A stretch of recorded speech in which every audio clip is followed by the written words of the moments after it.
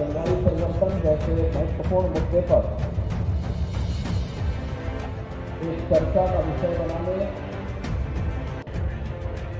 और इस चिंता को चिंतन में बदलने के पूरे कार्यक्रम की सराहना करते हुए आप सबकी उपस्थिति के लिए मैं आप सभी का हृदय से स्वागत करता हूं, अभिनंदन करता हूं। मुझे यहाँ आने में कुछ देर हुई।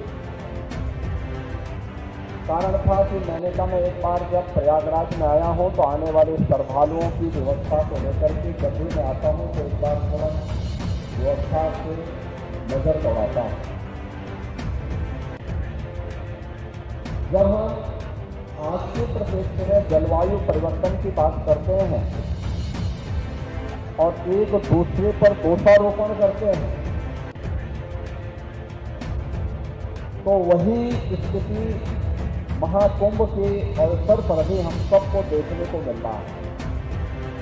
मैं ऊपर से सर्वे कर रहा था, देख रहा था अलग अलग जगह पर पार्किंग की जगह खाली है, लेकिन हर व्यक्ति सड़क पर अपनी गाड़ी पार्क करके और संगम में स्नान करने के लिए चला रहा है। अगर वही व्यक्ति पार्किंग के स्थान पर अपनी गाड़ी खड़ी करे, हो सकता है उसको 100 मीटर पैदल चलना, 100 मीटर और पैदल चलना पड़ सकता है, लेकिन कहीं सड़क पे जाम नहीं होगा और आसानी से वह संगम में स्नान भी करेगा और फिर आसानी से यहाँ से निकल करके अपने गंतव्य तक भी पहुँच सकता है। और यही हमारे दैनिक जीवन की भी विसंगति हो गई है।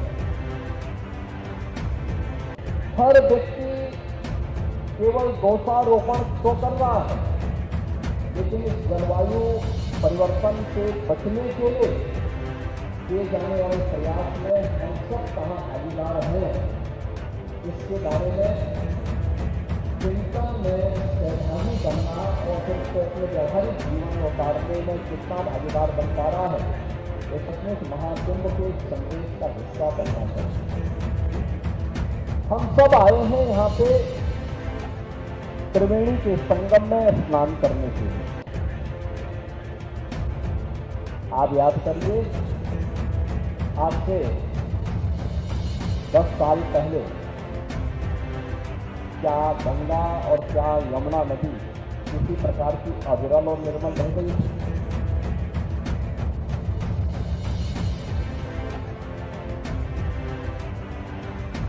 हमारा वेद कहता है माता भूमि पुत्रोहम सुखद्या। यह धरती हमारी माता है, हम सब इसके पुत्र हैं। हम जब अपने वैदिक सूत्रों में ढूंढते हैं तो हमें शांति पाठ में इस चराचर जगत के कल्याण की हम बात करते हैं, लेकिन दैनिक जीवन में हम स्वयं के मार्ग में, कल्याण के मार्ग में स्वयं बैरियर बनकर के खड़े हो जाते हैं। एक प्रश्न हमारे सामने है। आज सायंकाल तक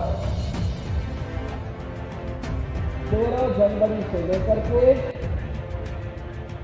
16 फरवरी के बीच इन 35 दिनों में 52 करोड़ श्रद्धालु मां गंगा, यमुना और मां सरस्वती की इस पावन त्रिवेणी में आस्था की डुबकी लगा चुके हैं। 52 करोड़ लोग सब यहाँ डुबकी लगा पा रहे हैं, जब मां गंगा और यमुना में और मां सरस्वती की कृपा से अविरल जल है।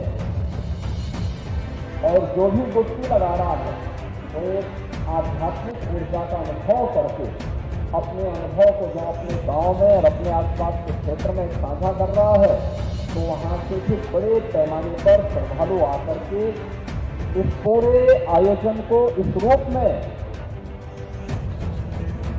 सफलता की नई ऊंचाई तक पहुंचा रहे हैं कि दुनिया का ये सबसे बड़ा आयोजन बन गया, सबसे बड़ा आयोजन बन गया। आयोजन बड़ा है, स्वाभाविक रूप से हर व्यक्ति के मन में जिज्ञासा भी है। पर दुर्भाग्य से नई दिल्ली रेलवे स्टेशन पर एक दुर्भाग्यपूर्ण घटना घटित हुई। मैं इस अवसर पर उन सभी पुण्य आत्माओं को विनम्र श्रद्धांजलि भी अर्पित करता हूं। लेकिन बहनों भाइयों, हम सबको सोचना होगा कि कार्बन उत्सर्जन का और पर्यावरण के प्रदूषण का कारण ही जलवायु परिवर्तन है। और जलवायु परिवर्तन का ही कारण हमारी अविरल इस धरती माता की धमनियों के रूप में जिन नदियों को कार्य करना चाहिए था, वे सूखती जा रही हैं। अनुमान करिए, अगर शरीर की रक्त धमनियां सूख गई तो शरीर की स्थिति क्या होगी। और ऐसे ही धरती माता की स्थिति भी है।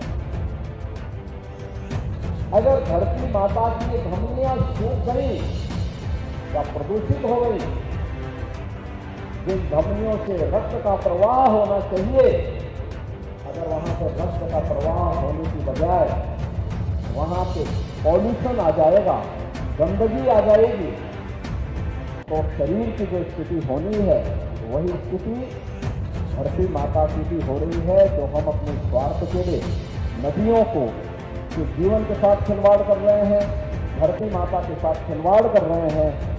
और इन्हीं बातों को ध्यान में रख करके सिंगल यूज प्लास्टिक को पूरी तरह बैन किया गया। देश के अंदर प्रधानमंत्री मोदी जी ने